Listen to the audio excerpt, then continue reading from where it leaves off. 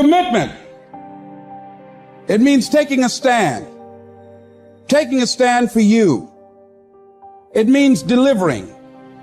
It means coming through. What if you don't keep your commitment, Les? What if you give it everything you have and you come up short? Or if you don't give it everything you have, what if you get weak along the way and you throw in a towel on yourself, you surrender to your emotions? What then? A lot of people become discouraged, they become frustrated, and they say, oh, what the heck? And they go back to doing what they were doing before, saying it doesn't work. You get to make a choice. Is failure going to break you, or is failure going to make you? You get to decide. Failure doesn't. It's okay to fall. It's okay to cry. It's okay to go home. But quitting should never be an option. It's not in falling that makes us failures. It's in not getting up that makes us failures. And you get to decide if you get up or you don't get up. We're going to take setbacks. We're going to take some defeats from time to time in our lives. And when that happens, what that actually does, what that actually should do, is make your vision clear. Make your mission clear. Anyone who's successful has failed much more than you know. It's like you look at somebody who's an unbelievable athlete, somebody who's an unbelievable entertainer, speaker, communicator, artist. They didn't just show up that way. They are being rewarded in public for what you practice in private consistently. You might want to jot that down. We're all rewarded in public for the things that we consistently practice and refine in private.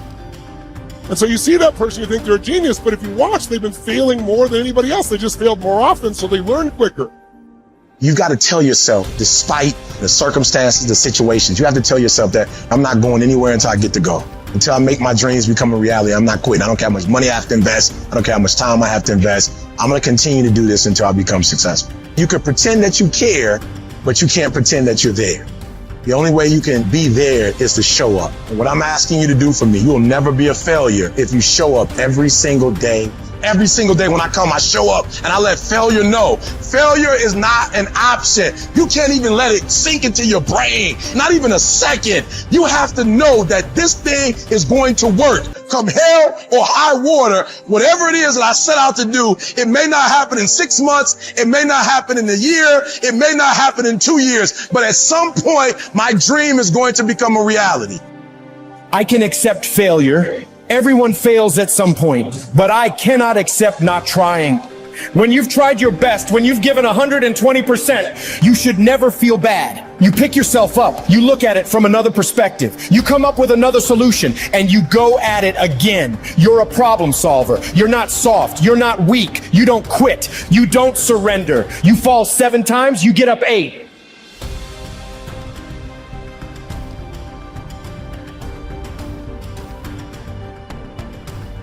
There is a cycle of history that is plain as day. Good times create weak people. Weak people create bad times. Bad times create strong people. Strong people create great times. This is the cycle of history. Our thinking, our process is so affected by the way we're raised generationally, the experiences we go through. So let me give you an example of why we're having challenges today and why I'm more than hopeful. Let's say you were born in 1910. Now, think of it this way first.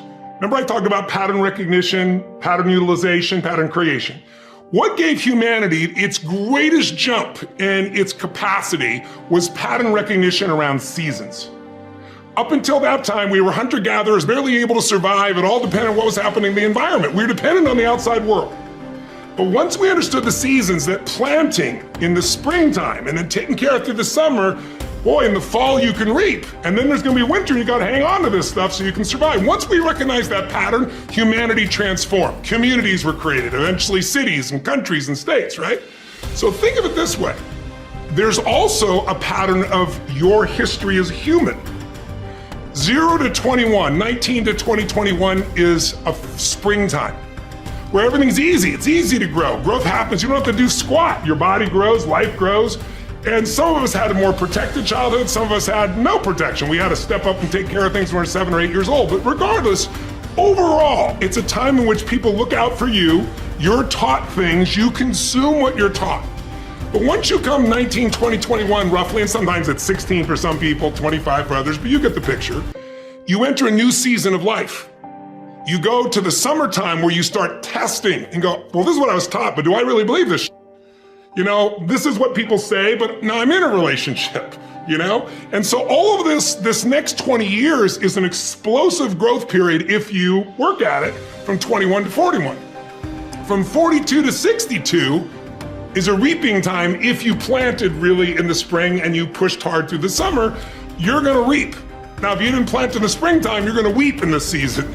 You know, you're gonna be like, I don't have any money, I don't have any time, I don't know what to do, where am I going? But that's a season of power. That's when you really start to be able to lead companies, businesses, environments, and so forth. And again, some people get there earlier, some later, but overall, generationally, that's it. And then 63 to 83 is winter, and that winter time is a little different for somebody. Right now, that time is, maybe it's time, I'm an elder in the community, now it's time for me to mentor, to communicate. And if you're lucky, it goes 83 to, say, 103. Or the oldest living human is about 119, if you were lucky enough to do that. Maybe you get an extended period of time where you enter the next springtime. So there's seasons that you gotta understand, because if you plant in the winter, I don't care how hard you work, you get no reward. If you bought a house, sounds wonderful, in 2007, normally great, 2007, probably not so great, you're probably just starting to do okay in the last 3 or 4 years, right? So there's a timing to things. There's a timing in your life.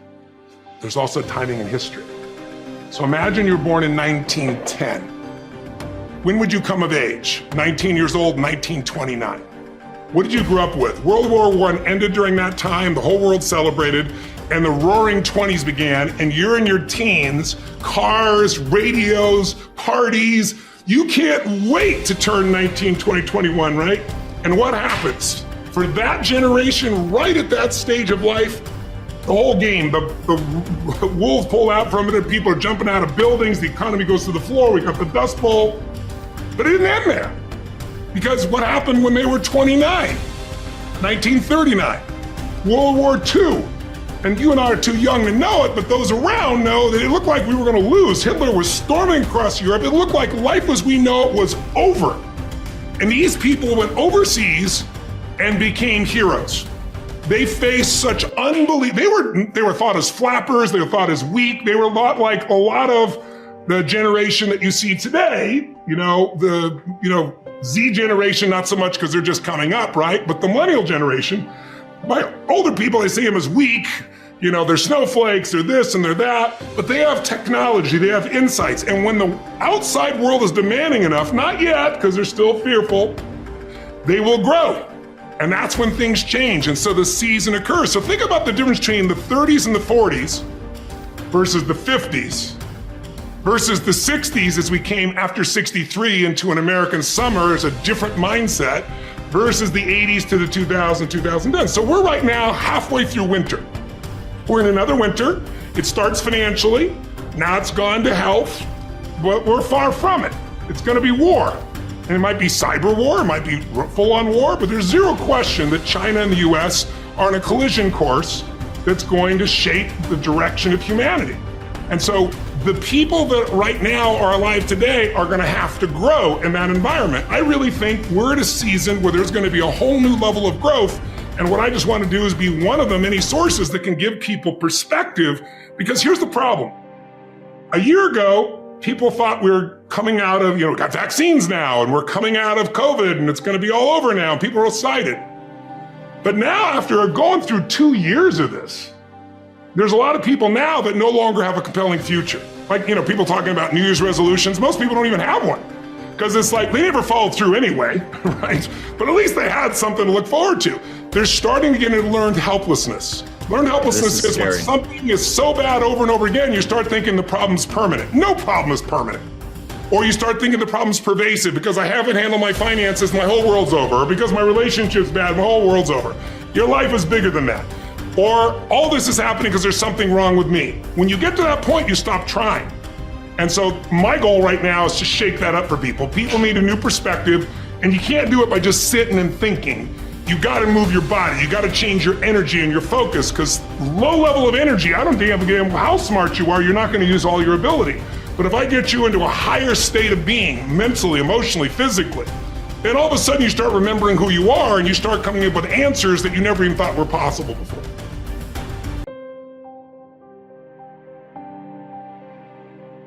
You will hear many people saying, when I am 50, I shall retire into leisure.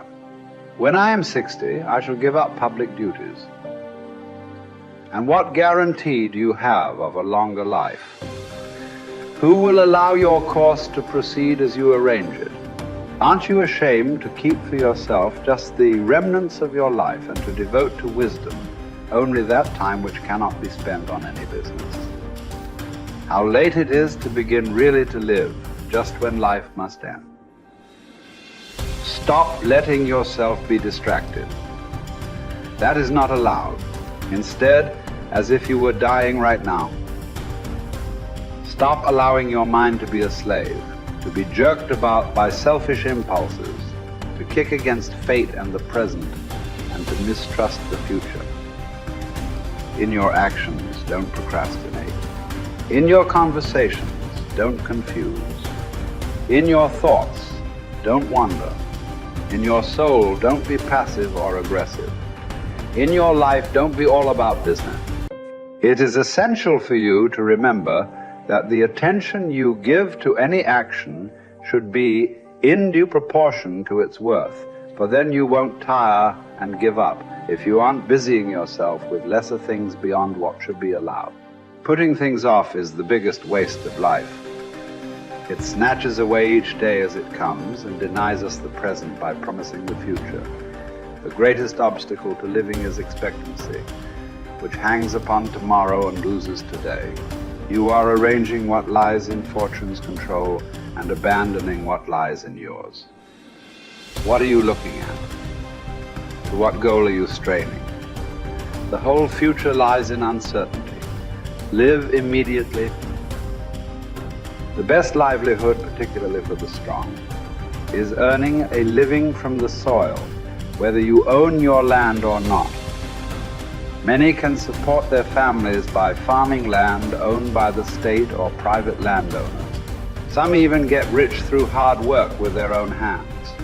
The earth repays those who cultivate her, both justly and well, multiplying what she received, endowing in abundance all the necessities of life to anyone willing to work, and all this without violating your dignity or self-respect. Generally speaking, if you devote yourself to the life of philosophy whilst tilling the land at the same time, I couldn't compare it to any other way of life, nor would I prefer any other livelihood.